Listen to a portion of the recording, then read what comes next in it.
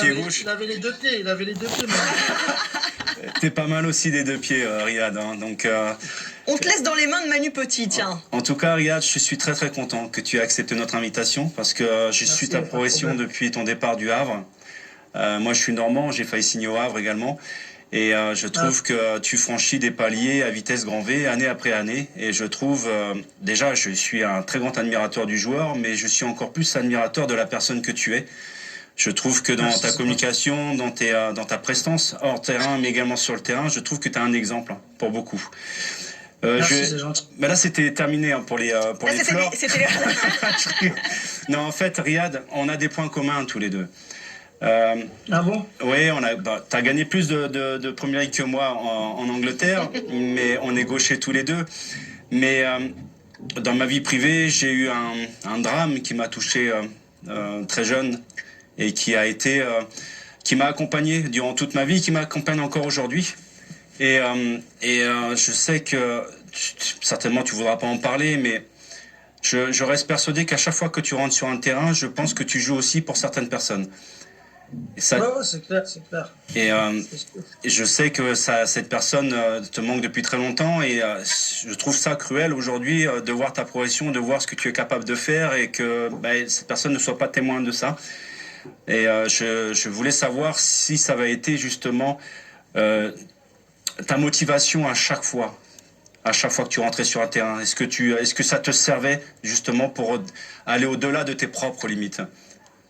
Ouais, je pense que ça, depuis que c'est arrivé, depuis la mort de mon père en 2006, je pense que tout ce que je voulais entreprendre dans ma vie, ça a été une source de motivation, ça a été d'aller chercher les choses pour lui. Et je pense que ouais, c'est un peu dommage qu'il soit pas là pour regarder tout ce qui se passe maintenant, mais bon, je pense que de là-haut, je suis persuadé qu'il te voit de là-haut. Ouais, je pense. Bon, ça c'était une petite question sur un peu privé, mais je vais plus m'orienter maintenant sur des questions plus sportives.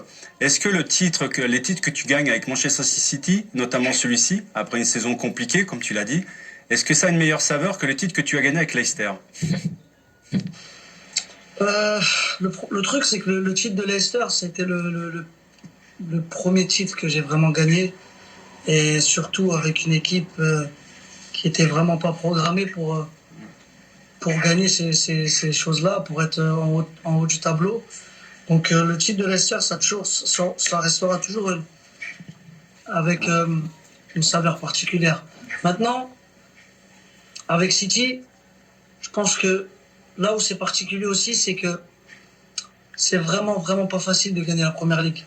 Avec la concurrence qu'il y a maintenant, depuis 4-5 ans, Liverpool, City, Chelsea, United, c'est vraiment du très très lourd et chaque année ils veulent gagner, chaque année ils sont là, ils nous poussent. L'année dernière, Liverpool, ils nous ont repris notre titre et on était vraiment pas contents, on était vraiment tristes et ça nous a vraiment poussé à cette année à le reprendre. Donc je pense que le fait de jouer son numéro 9 cette année, est-ce que ça a été un problème, un handicap pour toi?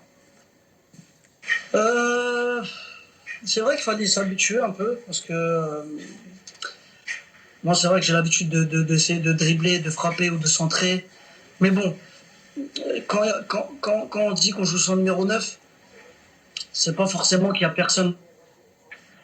Le but c'est vraiment d'attirer l'adversaire et après de vraiment finir à 4-5 joueurs dans la surface. C'est vrai qu'il n'y a pas de véritable attaquant de numéro 9, mais je pense qu'on est habitué à jouer comme ça. Et voilà, quand j'arrive dans la surface, aux abords de la surface, et que je regarde dans la surface, il y a toujours 2-3 joueurs au moins qui font les appels, et c'est ce qu'on travaille à l'entraînement. Ça se voit d'ailleurs hein, sur les meilleurs buteurs du championnat de Première Ligue. C'est d'ailleurs la seule curiosité par rapport à tous les grands championnats européens. Vous gagnez le titre et vous avez aucun joueur qui est parmi les 10 meilleurs buteurs de la Première Ligue. Le premier c'est Gundogan et après tu arrives aussi, il y a d'autres joueurs comme Phil Foden. Vous êtes tous à une poignée entre 5 et 10, 12 buts. Mais il n'y a pas de meilleur buteur chez vous alors qu'en fait vous avez été le bourreau de toutes les équipes de Première Ligue cette saison, donc sans jouer son véritable neuf. C'est quand même une curiosité Non, quand même. après, on va pas se mentir, il y a eu Sergio qui était blessé, Koun qui était blessé pendant longtemps. Il y a Gabi aussi qui était un petit peu blessé, mais il n'y a pas eu peut-être beaucoup de temps de jeu en attaque pour essayer de marquer beaucoup de buts.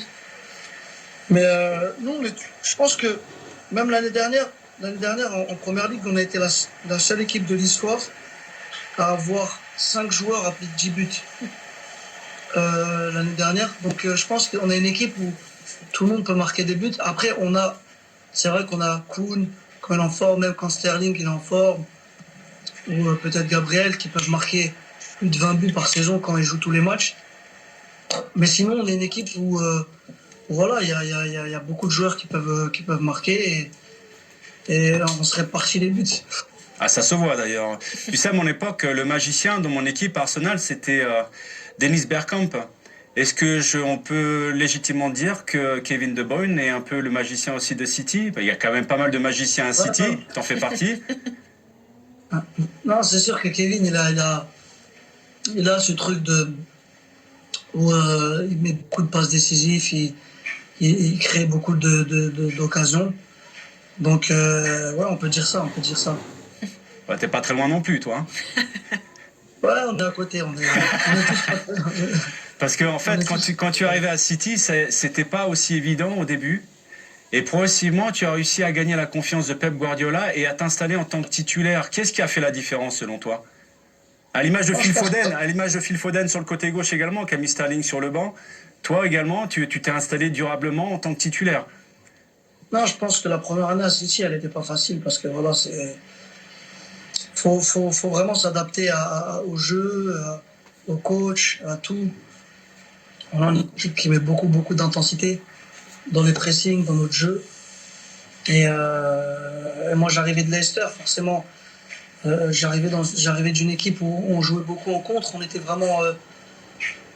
une équipe de contre. Ici, là, tu es une équipe où tu as la balle, où à la perte de balle, tu dois vite presser, tu dois vite récupérer la balle pour rester très haut, pour continuer à attaquer.